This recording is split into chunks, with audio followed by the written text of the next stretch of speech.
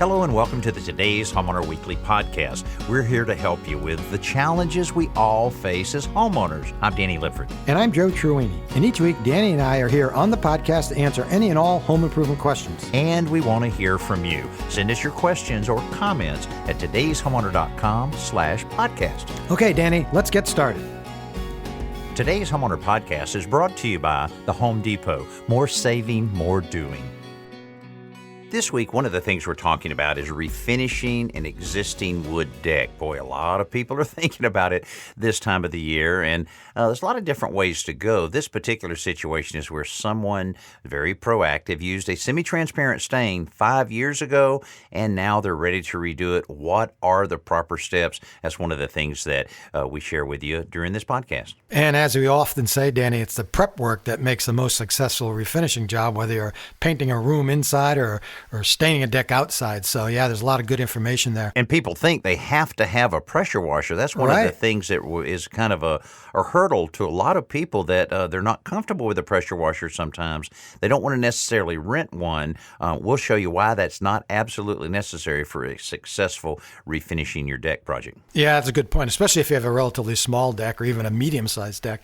And we're also going to talk to a listener who has a post on his several posts holding up a porch, but the anchors, the steel anchors at the bottom, have rusted away. And he's trying to figure out how to fix it without removing the post. And we've got a really good solution for that. And also, there's also controversy, it seems like, all the time, and maybe some, misunderstandings of certain aspects of it. Boy, we really uncovered this a couple weeks ago when we started getting so many questions about foam insulation. You hear about it all the time. It's so great to have your foam insulation, but now the termite guys are saying, we've got a problem there that we can't inspect what we need to inspect when you have the foam insulation in your house. So I'm not saying there's a standoff here, but there is some information that we felt like we would bring you. We brought in a termite expert to try to explain the status of this situation right now. And springtime is the season to take care of your lawn. So I have a simple solution on how to spread grass seed really evenly without having to buy or rent a tool. Okay, let's get to the podcast.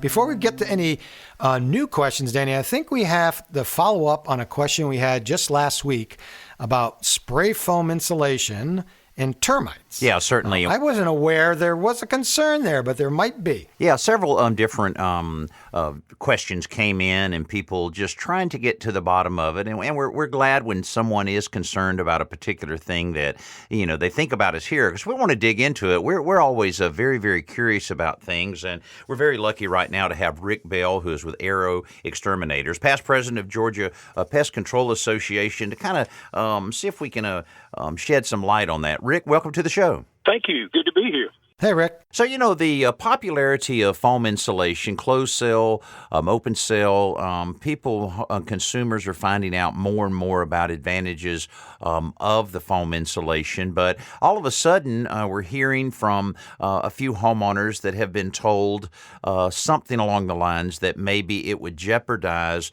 their termite bond on their house. And several of these people, of course, are building new homes, because we've crossed the path in the past where when people are wanting to foam an existing home, they're quite surprised they have to remove the existing insulation that might be on the back, this laying down horizontally. They have to remove it for it to work properly. But tell us a little bit about that, Rick, 'cause I know you've been involved in the Pest Control Association for quite a while. What's the scoop on this in terms of how the termite industry is viewing what's happening with the foam insulation in homes? I'll be happy to. Actually, this issue in our industry has been going on for about 4 years. And spray foam obviously is a good product. It can eliminate drafts, and it can insulate a building or a home, and the energy savings are great. But where we run into trouble is, say, in a crawl space or an attic, a customer under warranty with our company decides to have the spray foam added. They don't call us. And then we come out for their annual inspection, and basically what we see is the North Pole, if you will. The areas that we need available to visually inspect are covered up with spray foam, and which typically starts on the foundation wall, goes up the sill, and the rim joist and possibly into the floor joist. So the areas typically where the termites enter the home is unavailable for us to inspect. So we can't do what the homeowner's paying us to do. It's a big problem. Yeah, Rick, that's what I think Danny and I both thought was the issue, is that not that the spray foam is in any way attracting termites. It's just that the inspectors can't get in there because ordinarily if it's fiberglass or rock wool, you can just pull it out or slide it to one side and inspect the wood framing. Now, I understand why that would be an issue down in the crawl space, the mud sill, the ends of the floor joist, the band joist, all the lower level. But we're hearing from listeners who have a concern with termites in the attic, in the roof sheathing. Now, why are they being attracted to the roofing? Well, there are certain species of termites that don't necessarily have to maintain ground contact. And Right. if your shingles are failing and you get water leaking into the roof decking and or the cricket of the chimney, Right. then the termites and or carpenter ants can find that moisture damaged wood, and they're going to create an infestation there. And if the attic has been foamed, number one, obviously we can't inspect that. Right. And number two, the two manufacturers that make a fumigant that is labeled to treat attics have created a supplemental label and recommended that you not use their product to fumigate an attic with spray foam. Right. Okay. Yeah. I mean, from all the insulation experts I've spoken with, it's never a good idea to spray foam between the roof rafters anyway, unless it's unless it's a conditioned space, unless you're converting your attic into a living space of some sort that's going to be heated and cooled. But people continuously want to spray it. A relative of mine recently did. I told him not to do it. He sprayed in between the rafters for some reason. So, yeah, and if you don't spray up there or insulate at all, obviously it'll be easier for you to detect water damage and termites. Yeah. So, okay. And as just a sidebar, we've actually heard some stories that shingle manufacturers are considering not honoring the warranty if spray foam is applied in an attic because it basically cooks the shingles on top of the decking. Oh, I hadn't heard that before. So, Rick, where do you think this is headed? Because these are two big industries here with the foam insulation and the popularity. I say sudden popularity; it's been around for a long time. And then, of course, the importance of termites. It's not just a southern thing anymore; it's all over the country. So, where's the middle ground on this is headed? Do you have any idea? Well, I'm happy to report that the National Pest Management Association and a group of stakeholders, I'll try not to go acronym crazy on you, but it's the Spray Foam Coalition, the Spray Polyurethane Foam Alliance, various state pest control associations, and the National Association with the American Chemistry Council. And some of the manufacturers have had a series of meetings, and we realize that they're not going away as an industry. We're not going away as an industry. And we're both attempting to help the consumer. So we know that we've got to continue to have dialogue. And long-term strategy is to come up with a stakeholder-recommended group of code amendments that we can introduce to the IRBC. Okay, good. And that would be the idea, that we can continue to inspect the home and spray foam applicators can insulate these homes, but we do it with the understanding that we've got to continue to be able to inspect the home. They've got to provide an energy envelope, and there've got to be ways that we can dialogue and get that done. Good. Well, please keep us posted on this, Rick, because I know right this minute we have people all over the country that's really wanting know what to do next. And I mean, I'm about, I don't know, I guess I'm about 2 or 3 months away from insulating my new house. I'm on the edge of my seat right now. I got to figure out what to do. So please keep us posted on that. We'll certainly ask you to revisit the show ahead as some of this movement. Hopefully these wheels will move fairly quickly with these associations and the coalition to try to find a middle ground here, and certainly appreciate you being with us today, and also being in the middle of trying to find a solution on this issue. Absolutely. Glad to do it. Thank you, gentlemen. Okay, thank you very much, Thank Rick. you. That's Rick Bell from Aero Exterminators, the past president of Georgia Pest Control Association. Hey, we're going to keep on top of this, and any other conversation that you want to have about this kind of thing, we do want to keep you abreast of any issue like this because, boy, the rumors go crazy on what you can do, and the termite guys say, I'll never do it, blah, blah, blah, blah. Let's figure out the real truth behind this, and we'll keep digging on it to bring you everything we possibly can about this. That's a really good example, too, of Danny and I know a lot about building, but we don't know everything. And when a question comes across the airwaves and we don't know, we're going to track it down. We'll track down the answer. We're not going to make something up or just take a guess at it or go Google it and see what someone else is saying. So that was a perfect example of that. And I love that. I'm always interested. Danny and I are very curious about all aspects of building and maintaining buildings. So, I love keeping the dialogue going just like that. And you think about, what can you do? Because, and I think Rick was very, very fair. I mean, him being in the pest control business, he could have been a little biased one way or the other, but he seemed very fair about that because, yes, we do want a very energy efficient home. The foam insulation industry has touted why their system is better than other insulating systems. And then you start looking back at this type of thing, and it kind of makes you step back and go, okay, we want to get to the bottom of this. We'll keep drilling down on it to find out exactly what's happening and keep you up to date on it. So let's see if we can help Penny out. Penny is in North Carolina. Penny, welcome to the Today's Homeowner Radio Show. Hi, Danny. This is Joanne. My last name is Penny, but that's fine. Oh, okay. Danny, I have a deck that I restained, I guess, about 5 years ago, and the stain is kind of wearing off. It looks pretty bad. I want to do it again. My question is it necessary for me to hire someone to power wash it? Because I'm afraid if they do, it might be splintery. But can I get away with just getting out there with some deck cleaner or some kind of detergent maybe and Clorox it and scrub it with the scrub brush and then stain it? Or do I really need to power wash it? No, I would certainly, Joanne, I would certainly try to do the brushing technique first. A nice stiff bristle brush. I would certainly recommend a good sturdy extension handle so that you're not having to get down on your hands and knees to do all of the work. And then, you can try some of the deck Brightener, which is a deck. It's not a stripper, but it is a real thorough, strong cleaner. I would try that. And certainly other cleaners like TSP, trisodium phosphate, is something that we recommend using a lot on outside of houses. Works very well on decks as well. And just lightly wet it down a little bit, then put the soap, put the soap out with your brush on an area, maybe a 6x6 area,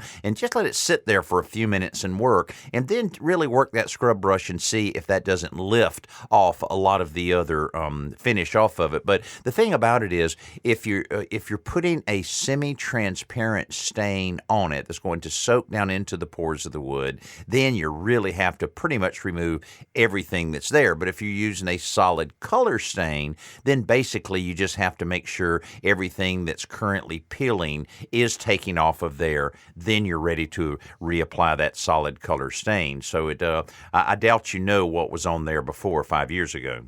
Oh, yeah, I do. I put it on there. It was semi-transparent stain. But, Danny, I read about if I use, and I almost started to go with the solid stain, but will it peel over time? Well, we don't recommend it very much because of that reason. It's really very similar to paint, that you're sealing off the pores of the wood. If you had semi-transparent on there before, go back with semi-transparent. It's going to really last a lot longer. And I'll tell you something else I found, Joanne, both on decks as well as siding on homes. The second time around seems to hold up a lot better than that first time. And if you go back with the same color, I would even go to the extent of going to the same brand. If you can remember all of that, it's just going to be more compatible. It'll soak down into the pores of the wood, and it should last a lot longer this time than it did last time.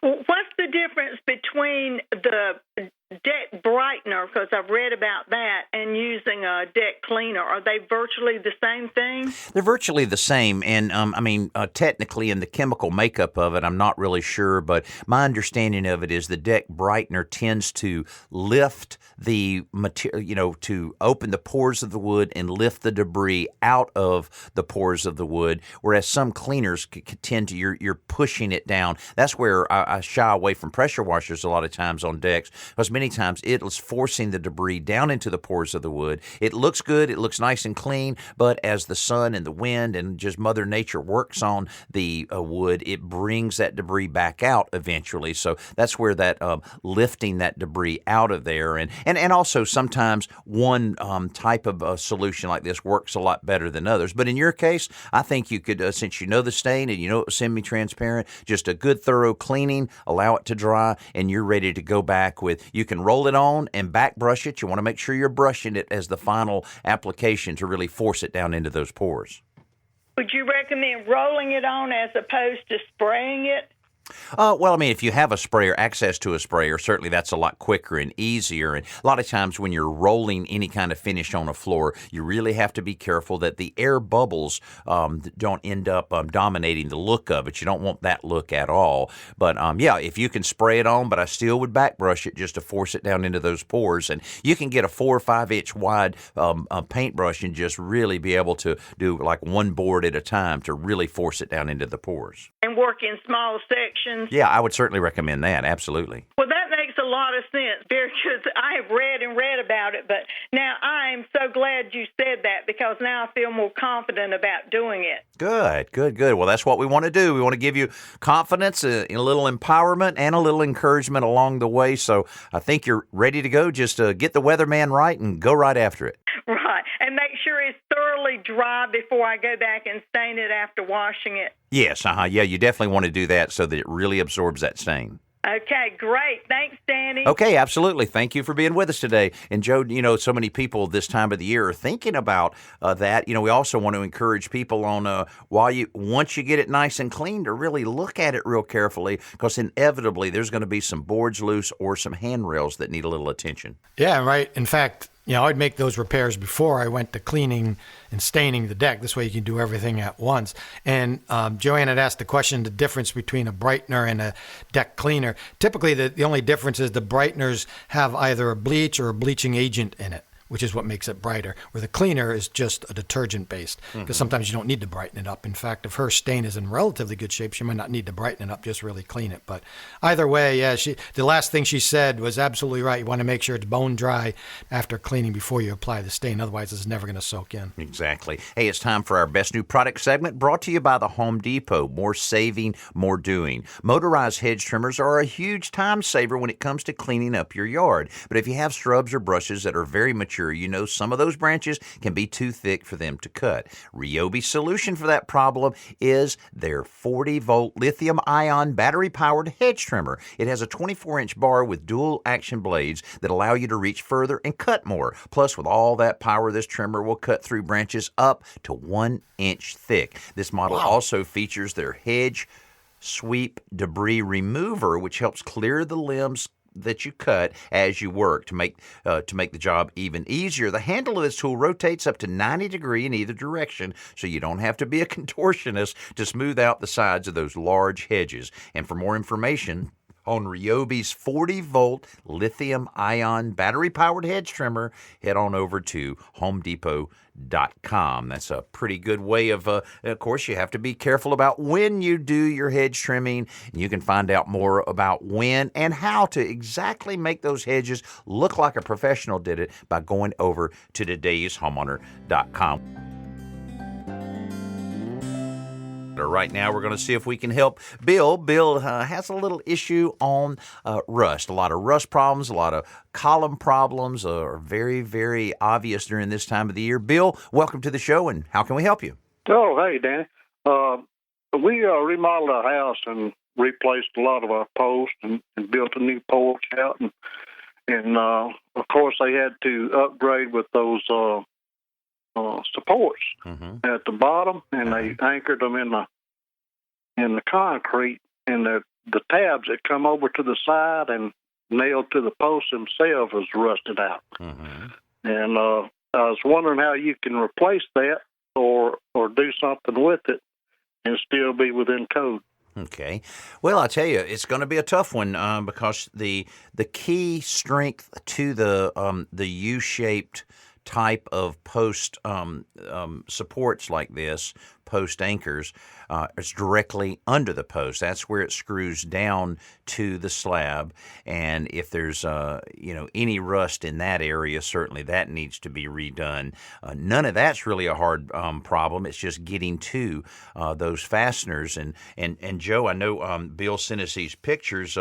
I just don't know any magic way here other than to carefully remove those posts. But I have jacked those posts up with a little bottle jack to get the pressure off of it. And I've actually done it where you swing it out just a little bit, about a foot or so, put the new saddle in right on the slab, and then swing it back without having to disassemble the whole thing. But you got to be lucky to make that happen.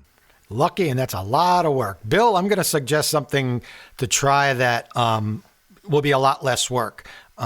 First of all, as Danny said, thanks for sending these photographs, because it would be almost impossible to figure out a solution. And the reason these are rotting or rusting so badly is, they're just nailed to the side of the post, and as rain sheets down that post, it's hitting the top of that post anchor, and it's just rusting. And that second photograph you sent, it rusted right off the post. There's really nothing there. So being able to remove what's there will be easy, and that's good.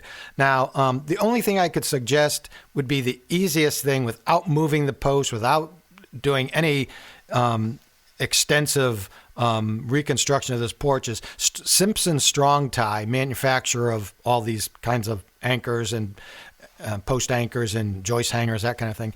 They make a product specifically designed for your situation, and it's called the Retrofit Post Base.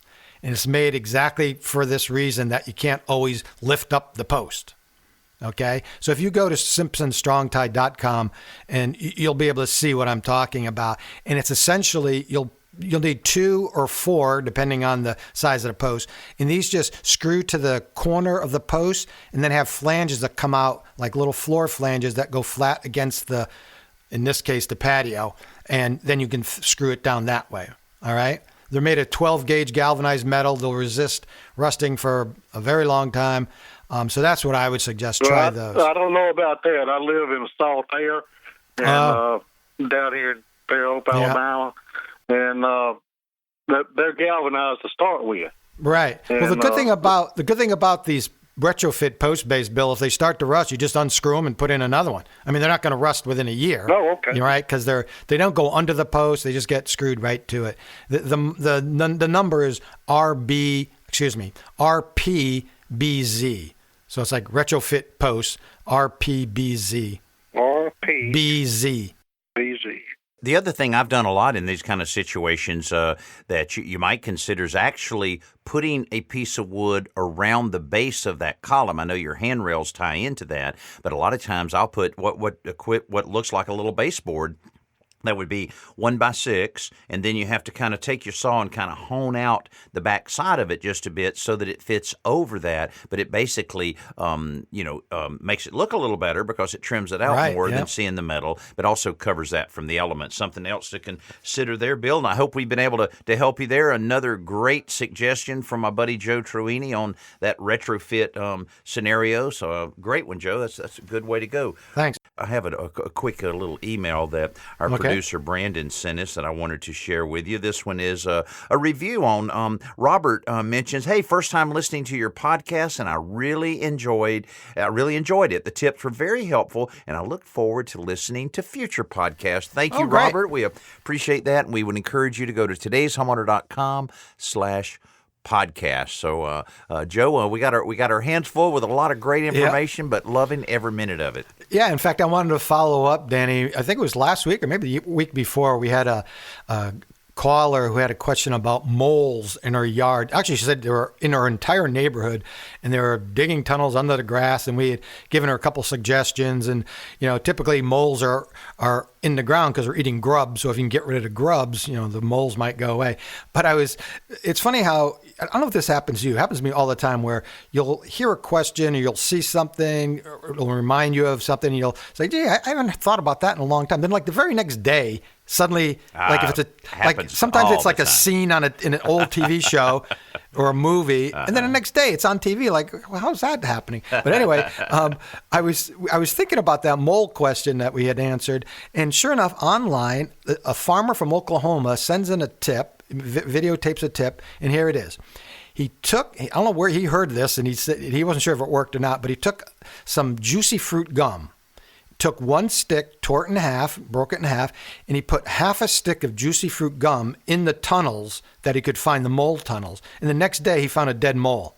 And apparently, the gum can't be digested by the mole, so he eats it and it, I don't know, kills him somehow. Wow. And he actually held up the little mole. That mole was definitely dead. But whether the juicy fruit killed him or not, I don't know. I'm not saying this actually works, but he said for 35 cents he bought a pack of gum and he was putting it in his garden. Now, I don't know if it's going to attract something else, but I just thought I'd pass that along in case somebody has some juicy fruit and moles. This farmer may just have a great sense of humor, but either way, if you're having moles, that's a pretty modest investment to give it a try. And you know what? I haven't had any juicy fruit gum. I know. That was the best, wasn't it? Years. I'm gonna have to. What a simple pleasure that is. As long as I can digest it, I'd hate to end up like the mole. But wow, that's pretty good. Well, we'll try. I think I prefer having teeth than chewing juicy fruit. So I finally made that decision at one point. I'll tell you something that really can make you feel pretty good when you feel like you have really cleaned everything, and it can be a pretty hard project. Over the years, there's all kind of techniques and ways of making your house cleaner than it's ever been before, but it also needs to be done safely. We thought it's a perfect time to bring one of our friends, Brian Sansoni, in with ACI, the American Cleaning Institute, to talk a little bit about some cleaning tips, but also to do it safely. Brian, welcome to the show. Great to be on your show and talking with your listeners today. Thank you. All right. Well, great. Well, it is important. There's such a trend over the last few years to use, less aggressive cleaning products and techniques. And of course, there's many situations out there where, people have had a little too ambitious, and maybe some of the things they're using may be designed to make the cleaning project go a little easy, but it's just too strong. Give us kind of an overview of the American Cleaning Institute and some of the initiatives you guys have in place. Absolutely. So the American Cleaning Institute represents the companies who make many of your favorite cleaning products that you see in the grocery store aisles. And we also like to remind folks to use these products safely and properly. And of course, you're going to see a lot of these products used during this time of year. It's spring cleaning season. And the American Cleaning Institute National Cleaning Survey tells us that 77% of households will spring clean this year. It's a ritual for a lot of people. Maybe some rooms haven't been cleaned in a long time over the winter, and it's just time to get rid of a winter's worth of dust and dirt. We always advise people to plan it out, make sure they do it safely, especially if there's young kids around the house. Well, a lot of times, you have those regular cleaning things. I always relate having either a cleaning service and a yard service is similar in that they're going to take care of the maintenance of it. But if you're really wanting to do a deep cleaning, or if you really want to do some deep landscaping, that's almost another effort. And when you're getting inside, traditionally cleaning, whether you do it yourself or hire it done, you're vacuuming, you're doing this kind of thing, but you're not pulling that couch out and getting on your hands and knees and cleaning those baseboards and cleaning the ceiling fan paddles and things like that. That's what I think about when I think of spring cleaning, is really rolling the sleeves up and moving furniture and really getting down into areas you normally don't do.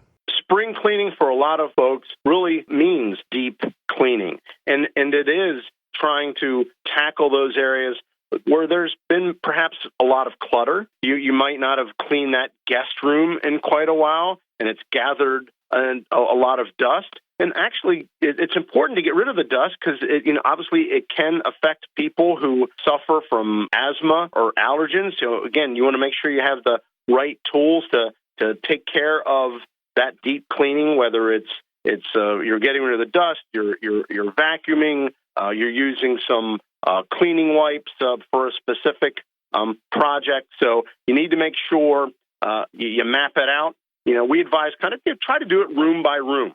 And if you can do so, try to do these deep cleaning projects when the kids aren't around. That way, you don't lose your focus. You can get that project done more efficiently and effectively. But make sure you store those cleaning products safely, out of sight, and out of the reach of children. Brian, that was one of the questions I was going to ask, is that more and more major manufacturers of cleaning supplies are offering lines of environmentally sensible and less toxic cleaners. Is that true? Because it seems to me, going into the supermarket, it used to be a very small part of, on that shelf, you see like one clear bottle that was environmentally safe. Now you're seeing more and more, and you're seeing it with like names of like Tide, and like major brands are now branching out and introducing these. Now these are safer, but still need to be stored away. Is that correct? That's absolutely correct. There's certainly a wide array of products available for consumers. Consumers have it made. There's a great number of choices in a lot of the supermarkets. Maybe some folks, they want to buy a particular cleaner or a detergent with plant-based ingredients, which is great. But the important thing to remember is it's still not meant to be accessed by children. So it doesn't matter how green a product may be. They need to be stored safely and out of the sight and out of the reach of children, whether it's cleaning product or laundry packets that we might use. That the laundry packets are very popular. And we do laundry every week. Make sure these are stored out of sight, out of reach of children. Boy, great tips from Brian Sansoni with the American Cleaning Institute. Brian, we certainly appreciate you being with us a little bit. How about a website if our listeners are wanting to dig in a little bit deeper on this? Absolutely. We have great cleaning tips, information on our website. Folks can go to cleaninginstitute.org. A lot of great information for consumers out there. All right, Brian, thank you a lot. Maybe we've inspired a few people to get out there and get busy this weekend, and certainly appreciate you being with us. We'll talk with you again. Thank you. All right. Yes, it's part of it. But it does make you feel good. It's like organizing. Right. When you organize something, you just feel like you're in more control. And it's just like we talk about too, Joe. You don't have to do the whole house. That can wear you out, deep cleaning that whole house. Take a room this weekend. Take another one next weekend. Just one at a time. You'll be glad you did. Your house will look better. It'll be healthier for your family, and all of that is part of it. Not glamorous when you're having to do that. And Joe, I know it disturbs your wife when you put that French maid outfit on and you jump around the house like that. So you don't need to dress up. Just wear some regular clothes. So it's just the neighbors love it too when I go out to the mailbox. I know it. Yeah, we've been getting those calls as well to control Joe and his little habits. For right now, it's simple solution time. What do you have, Joe? Spreading grass seed, one of the more important things is to spread it evenly so that it grows in and blends in on a nice uniform way, so it doesn't look like you patched your lawn with a whole handful of seeds. And I found a really simple way to spread grass seed, and all you need is a berry container. So you go to the supermarket, you buy like the blueberries and raspberries. They come in these little plastic clamshell containers, and at the bottom they have the kind you're looking for, have little slots in it, drainage slots, which allow the water to drain out, right? So you fill it with grass seed, you close the lid, and you just gently shake it over the prepared soil, which would be raked out and ready to receive the seed. And it's hard to imagine without seeing this, and we did shoot a video of it, which you can see online or on the TV show pretty soon. But you just gently shake it, and you get a nice even coating. It takes almost no time at all. And then, you take it and put it back in the bag the seed bag and use it again. And once you spread the seed, then of course you have to rake it in gently and water it. And if you have some mulch hay around, cover it with a little mulch hay just so the birds don't come and eat all your seed or the rain doesn't wash it away. But that works great. When I first tried this, I wasn't so sure about it, and it worked absolutely great. So try it next time you have to spread a little grass seed. Well, we were doing some putting out a little seed on some raw ground recently, and one Right. of the guys said, I can spread that with my hand. And you've seen that I before. bet. Have you ever seen anyone try to spread fertilizer in their yard by using their hand? Yeah, you saw that. It's like half the grass has died. Yeah, but, right. it's just spreading it out like that. You really have to know what There's you're no doing. way to get it even. No, right? There's no, no way to get it not even. at all. And so the berry containers are a great idea, especially like you're saying, the overseeding or doing some minor, fertilizing here and there. And so many people this time of the year are also adding agricultural lime to their yard to raise that pH just a little bit. If you have moss growing in different areas, maybe the shady areas of that, you'll almost always find that agricultural lime extremely inexpensive and very easy to apply without much of a risk of harming a lot of the grass. Right. It's fairly easy to do that. And now it's time for our podcast question of the week, and we encourage you to send us a question anytime by going to todayshomeowner.com/podcast. And here's a question from Brian from Orland Park that asks, I have several insulated glass windows that are fogging between the panes. Can I buy the material to repair them myself? Thank you very much. Certainly one of these questions that we get quite a bit. And, what's happening there? Well, double pane windows are vacuum sealed. There's no air between them, supposed to be. Certainly that means no moisture between them. But if the seal at all breaks anywhere that gets damaged or over the years it starts drying out or whatever, and air can get in, moisture will get in, and then it really starts fogging up. And Joe, it's almost like it gets scaly in there, that it gets so bad and it never gets any better. Now, we've heard some do-it-yourself kits or some services that allow that, but it seems like those have all gone away because they just didn't work. About the best thing to do here, I guess, is to call that glass company that's known in your area for doing a lot of these repairs, and almost all of them are getting this kind of work. Yeah, exactly. And I've seen the seals have broken so badly that you can't see out the window at all. It's completely fogged up with condensation. But yeah, there's no real way to fix it yourself. The only sort of DIY part of this repair could be is if it's a wooden frame window and you can disassemble the wooden frame and get access to that insulated glass panel, then you can take it off and buy a new one and put the whole thing back together. But at that point, there's no way to fix the existing window pane once that seal's broken, and you have to purchase the insulated glass panel anyway, so you might as well just let the glazier at that point install it into the frame as well. But yeah, there's no way really to fix that. Yeah, these guys that do this all the time, they have these funky little tools. That's one of the things there, and they've got this cute little leather nail belt thing that they keep them on, to make them look even more fancy. But it really, what they will do is they'll come out and they'll measure it, they'll order it. Usually takes anywhere from a week to 10 days to get the new unit in. But I'll tell you what, when they come back out there, sometimes it only takes them maybe 10 minutes per window, however many you may have.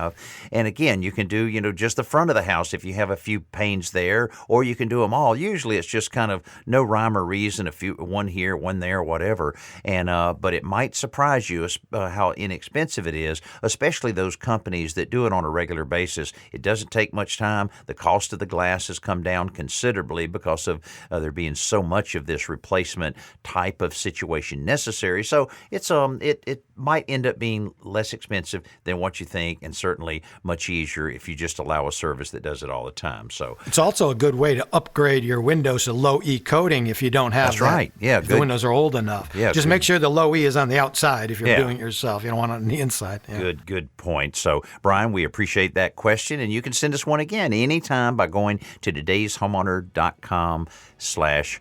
podcast. And we certainly appreciate you spending a little time with us each week on our podcast. We're going to be adding some additional podcast information from time to time. We've got with experts around. Joe and I are going to have a little conversation soon about some of our past and some of the things that we've done over the years to gain this experience that we share with you all the time.